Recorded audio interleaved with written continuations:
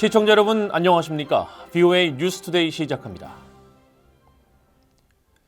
북한 동창리 서해 위성 발사장에서 또 다른 이상 움직임이 위성 사진을 통해 포착됐습니다. 이번에는 엔진 시험장 인근에 도로가 뚫리고 도로 끝에서는 새로운 공사가 시작된 정황이 포착됐는데 지난해 11월 만들어진 고체 연료 엔진 시험대와 불과 100m 떨어진 곳이어서 또 다른 엔진 시험대일 가능성이 커 보입니다. 첫 소식 함지아 기자가 보도합니다. 북한 동창리 서해 위성 발사장의 엔진 시험장 일대를 촬영한 플래닛랩스의 1일자 위성 사진입니다. 최근 신설된 고체 연료 엔진 시험대에서 북쪽으로 약 115m 떨어진 지점에 새로운 건축물 공사가 포착됩니다. 위성 사진의 화질이 낮아 정확한 상황을 파악하긴 어렵지만 불과 며칠 전까지 나무와 풀로 뒤덮인 야산지대였던 이곳에 가로 20m, 세로 40m 크기인 약 800제곱미터의 지대가 형성되고 이 지대 중심부에 검정색 물체가 식별됩니다. 앞서 미국 전략국제문제연구소 CSIS의 한반도 전문 웹사이트 비욘드 패럴렐과 북한 전문 매체 38로스는 지난달 18일 촬영된 고화질 위성사진을 분석해 기존 고체 연료 엔진 시험대에서 북쪽, 즉 산 위쪽 방향으로 새 도로가 뚫리고 있다고 전했습니다. 당시 위성사진에서는 도로가 북쪽으로 향하는 장면까지만 확인됐는데 이번 플래닛랩스의 위성사진을 통해 이후 이 도로가 서쪽으로 90도 꺾이고 얼마 지나지 않아 또다시 남쪽 방향으로 90도 틀어진 사실이 확인됐습니다. 이에 따라 이 도로는 비욘드 패럴렐 등의 위성사진 촬영 시점을 기준으로 약 열흘 만에 말 발굽 혹은 거꾸로 된 알파벳 U자 모양을 하게 됐으며 그 끝에 현재 새로운 공사가 펼쳐지고 있는 것입니다. 흥미로운 사실은 이번 공사 형태가 지난해 북한이 새 엔진 시험대를 만들 때와 유사한 양상을 보인다는 점입니다. 앞서 BOE는 지난해 11월 북한이 기존 엔진 시험대의 동남쪽 약 200m 지점까지 새로운 도로를 만들고 그 끝에 건축물을 짓고 있다고 보도했었습니다. 당시 데이비드 슈멀러 제임스 마틴 비확산센터 선임연구원과 닉 한센 스탠포드대 안보협력센터 객원연구원 등 위성사진 분석가들은 북한이 새로운 엔진 시험대를 만들고 있다고 분석했는데 실제로 북한은 약 한 달 만인 지난해 12월 15일 이곳에서 고체 연료 로켓 엔진 시험을 진행했습니다. 따라서 이번에도 북한이 새 엔진 시험대를 만들고 있는 것인지 주목됩니다. 만약 북한의 새 엔진 시험대가 신설된다면 이 일대는 수직 방식의 기존 엔진 시험대와 지난해 12월 완공한 고체 연료 엔진 시험대 등 모두 3개의 시험대를 갖추게 됩니다. 앞서 BOE는 북한이 지난달 29일과 30일 사이 동해안 마군포 고체 연료 시험장에서 벌인 엔진 연소 시험 정황을 보도했습니다. 지난달 15일 서해 위성 발사장에서 고체 연료 엔진 시험을 한 지 약 한 달 반 만에 추가 실험입니다. 전문가들은 북한이 동쪽과 서쪽에서 발사 준비 시간을 대폭 단축시킬 수 있는 고체 연료 엔진 실험을 가속화하고 있다고 분석했습니다. BOE 뉴스 함지아입니다. 토니 블링컨 미국 국무장관은 러시아 군산 복합체가 러시아 정부에 군수물자를 공급하는 일이 더 어려워졌으며 이에 따라 러시아는 이란, 북한과 같은 악질적인 공급자에 더욱 의존하게 됐다고 말했습니다. 블링컨 장관은 1일 재무부 해외자산 통제실에 대러시아 제재 조치와 관련해 발표한 성명에서 이같이 지적하고 러시아가 미국 제재를 우회하기 위해 대리인을 이용하는 것은 우리의 제재가 영향을 미치고 있음을 보여준다고 강조했습니다.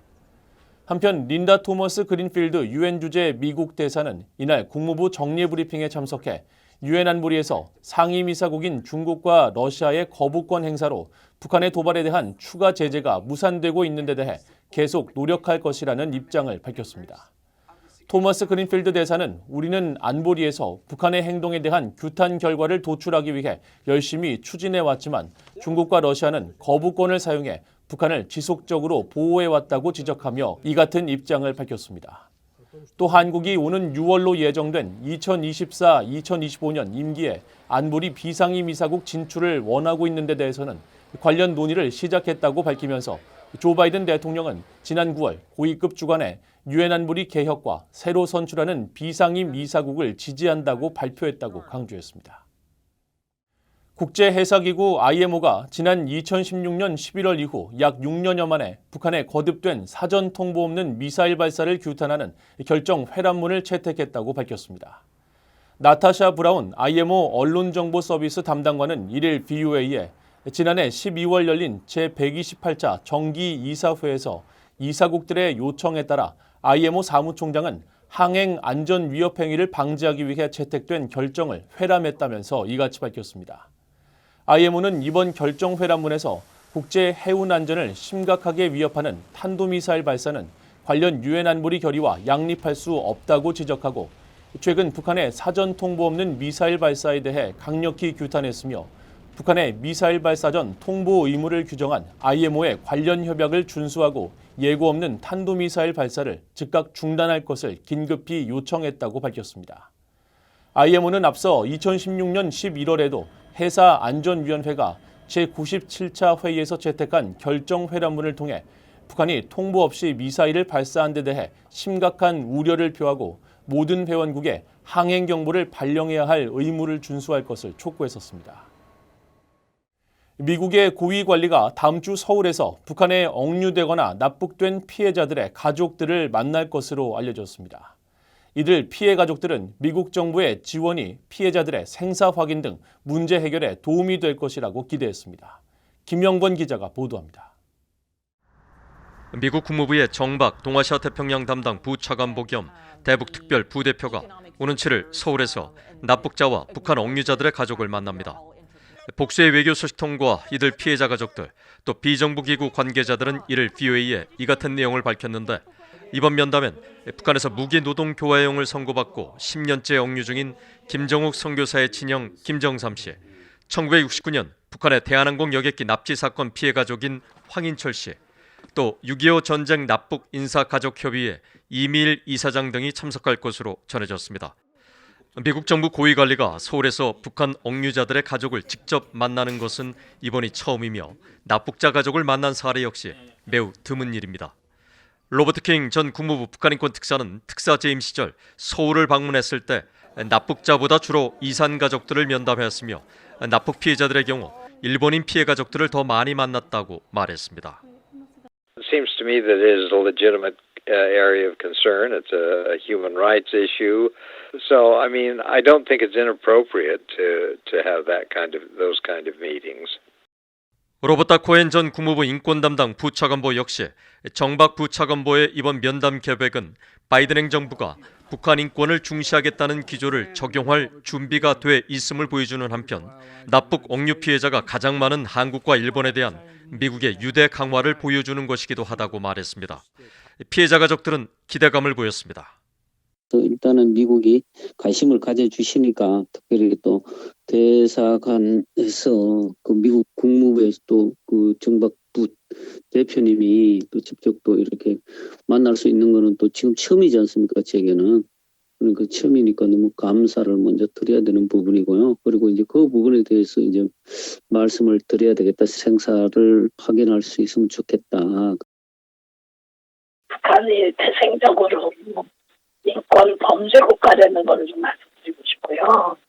맨날 수비의 자세에만 취하지 말고 북한 인권을 앞에다 좀 내놓고 그게 사실은 북한의 아킬레스 건이에요.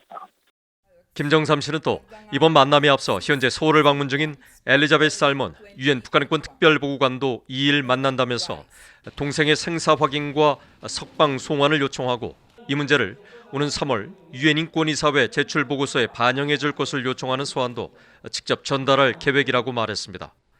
유엔 북한인권조사위원회는 2014년 최종 보고서에서 전시 납북자를 약 8만에서 10만 명으로 추산했으며 한국통일부는 북한에서 돌아오지 못한 전후 납북자를 516명, 억류자는 6명으로 파악하고 있습니다. VOA 뉴스 김영걸입니다. 1960년대 북한에 납포됐다가 풀려난 미국 해군 정보 수집함 푸에블로호 승조원들이 북한 정권을 상대로 민사소송을 제기했습니다. 미국 연방법원 전자기록 시스템에 따르면 이름을 공개하자는 푸에블로호 승조원 등 116명은 지난달 31일 미국 워싱턴 DC 연방법원에 제출한 소장을 통해 1968년 북한 정권으로부터 납치와 고문 피해를 입었으며 북한 정권이 이에 대한 배상 책임을 져야 한다고 주장했습니다. 이번 소송에는 푸에블로호 승조원과 이들의 상속인 15명, 그리고 가족 47명과 가족의 상속인 51명, 외국인 신분의 가족 상속인 3명 등 116명이 참여했는데 변호인은 과거 북한을 상대로 소송을 제기해 승소 판결을 받은 기존 푸에블로호 원고와는 다른 인물들이라고 소개했습니다. 이들은 북한이 승조원 또는 승조원의 상속자들에게 1,335만 달러를 배상해야 하고 배우자에게는 400만 달러, 자녀와 형제, 자매에겐 각각 250만 달러와 125만 달러를 물어줘야 한다고 주장했습니다. 앞서 미국 법원은 지난 2006년 북한 정권을 상대로 소송을 제기한 윌리엄 토마스 매시 등 4명에게 9,700만 달러의 승소 판결을 내렸으며 2001년에는 또 다른 승조원과 가족, 유족 등 171명에 대한 북한의 23억 달러 배상을 명령한 바 있습니다. 한국계 미국 하원 의원들이 전쟁 영웅으로 불리는 고 김영옥 대령에게 연방의회 금메달을 추서하도록 하는 법안을 재발의했습니다. 민주당의 메릴린 스트링랜드 의원이 지난 30일 대표 발의하고 같은 당의 앤디 김 의원과 공화당의 미셸 스틸 의원, 영김 의원 등 한국계 의원들이 법안 발의에 동참했습니다. 이 법안은 한국계 미군 참전 용사였던 고 김영옥 대령의 영웅적 행동과 지도력, 인도주의 정신을 기리기 위해 연방의회 금메달을 추서해야 한다는 내용으로 워싱턴 DC 국립박물관과 미술관을 관장하고 있는 스미소니언 재단이 이 메달을 보관해 전시하도록 했습니다. 고 김영옥 대령은 1919년 미국 로스앤젤레스에서 독립운동가인 김순권 지사의 아들로 태어나 첫 아시아계 육군 장교로 2차 세계대전과 한국전쟁에 참전했으며 특히 1952년 당시 교착에 빠진 한반도 중부전선을 60km 이상 북으로 밀어낸 공로로 미국 정부로부터 은성과 동성 무공훈장을 받았습니다. 이상으로 VOA 뉴스투데이를 모두 마칩니다. 시청해주신 여러분 고맙습니다.